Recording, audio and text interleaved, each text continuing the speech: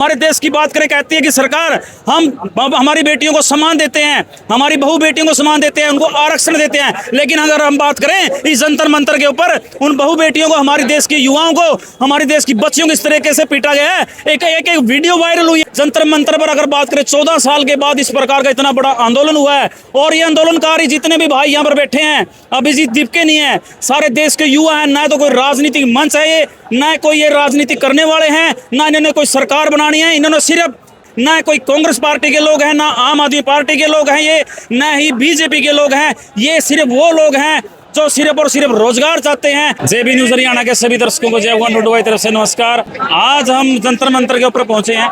आप देख पा रहे हैं कि जो सामने युवाओं की भीड़ है, देश के कोने कोने से जो युवा हैं, जो चारों ओर युवाओं की भीड़ है। देखिए यहाँ पर जंतर मंतर में इसलिए पहुंचे हैं कि यहाँ पर अगर हम बात करें नीट का पेपर लीक होने को लेकर, जो नीट का पेपर बार बार लीक होता है, उसको लेकर युवा भारत के कोने कोने से पहुंचे। पूरा युवा जोश से भरा हुआ है, क्योंकि जो पेपर लीक होता है सरकार की कमी होती है, उसकी विफलता होती है। और जो आज अभिजीत दीपके जो यहाँ पर अनशन पर बैठे हुए हैं, और जो यहाँ पर जंतर मंतर के ऊपर लाखों की भीड़ है, ये इसलिए भीड़ है कि वो कह रहे हैं कि धर्मेंद्र प्रधान इस्तीफा दो, क्योंकि पेपर लीक उन्हीं के राज में हुआ है, मोदी के राज में हुआ है। प्रधानमंत्री जो नरेंद्र मोदी जो, उनके राज में पेपर लीक हुआ है। क्योंकि अगर हम बात करें, अगर बच्चों का भविष्य इस प्रकार से बिगड़ता रहा, इस प्रकार से पेपर लीक होते रहे, तो सरकार की तानाशाही मानी जाएगी। क्योंकि बच्चों का भविष्य है, सबसे बड़ी रीढ़ की हड्डी होती है नीट का पेपर। सबसे बड़ी अगर रीढ़ की हड्डी होती है तो नीट का पेपर होता है, और वो बार बार जो लीक होता है उसको लेकर जो युवा है, देखिए बार बार जो युवा यहाँ पर पहला स्टेप है, यहाँ पर युवाओं की इतनी जबरदस्त भीड़ है कि हम बात करें तो भारत के कोने कोने से युवा पहुंचे हैं। और दिल्ली सरकार ने और भारत सरकार ने आज अगर हम बात करें तो 20 से ज्यादा मेट्रो स्टेशन बंद कर दिए हैं। जो देश का भविष्य आज सड़कों पे है। अगर हम बात करें हमारे देश के युवाओं को आज रोजगार की वजह से, पेपर लीक की वजह से सड़कों पे हैं। अगर जंतर मंतर की बात करें, हमारे देश के अंदर सबसे बड़ा अगर आंदोलन किया जाता है तो जंतर मंतर में किया जाता है। जंतर मंतर पर अगर बात करें 14 साल के बाद इस प्रकार का इतना बड़ा आंदोलन हुआ है, और ये आंदोलनकारी जितने भी भाई यहाँ पर बैठे हैं, अभिजीत दीपके नहीं है, सारे देश के युवा हैं। ना तो कोई राजनीतिक मंच है ये, ना कोई ये राजनीति करने वाले हैं, ना इन्होंने कोई सरकार बनानी है। इन्होंने सिर्फ देश के युवाओं को जगाना है। ना कोई कांग्रेस पार्टी के लोग हैं, ना आम आदमी पार्टी के लोग हैं ये, ना ही बीजेपी के लोग हैं। ये सिर्फ वो लोग हैं जो सिर्फ और सिर्फ रोजगार चाहते हैं इस देश में, और कुछ नहीं चाहते। वो अपने हकों की लड़ाई लड़ रहे हैं, और हर हकों की लड़ाई लड़ते हुए जो हमारे देश में अगर हम बात करें, इन युवाओं के साथ जो इस प्रकार की घिनौनी हरकत होती है, उनके भविष्य के साथ खिलवाड़ किया जाता है, तो उसको लेकर आज जंतर मंतर पर चारों ओर, हमारे देश के चारों तरफ से जो लोग यहाँ पर आए हुए हैं। आप देख पा रहे हैं कि जेबी न्यूज हरियाणा के ऊपर जो लाइव तस्वीरें हैं आपको दिखाऊंगा। जो जंतर मंतर के ऊपर जो युवाओं का जोश है, पुलिस ने 20 तारीख को क्या किया।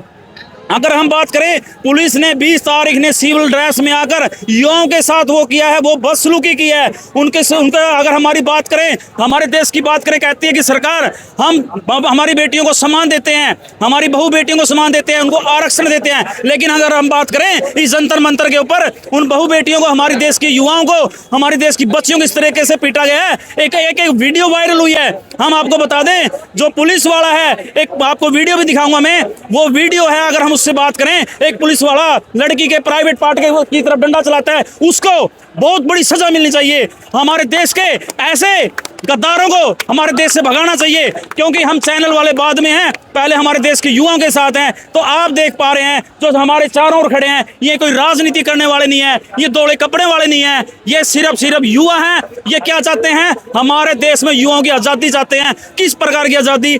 ये आजादी चाहते हैं कि पेपर लीक ना हो, पेपर लीक ना हो। मोदी जी इस बात के स्टैंड लो, हमसे बात करो। सिर्फ कुछ नहीं चाहते लोग, सिर्फ पेपर लीक ना हो, उसको लेकर आज हमारे युवा हमारे देश के चारों तरफ से देखिए। और अगर हम बात करें, सरदार भाइयों ने यहाँ पर लंगर लगाया है।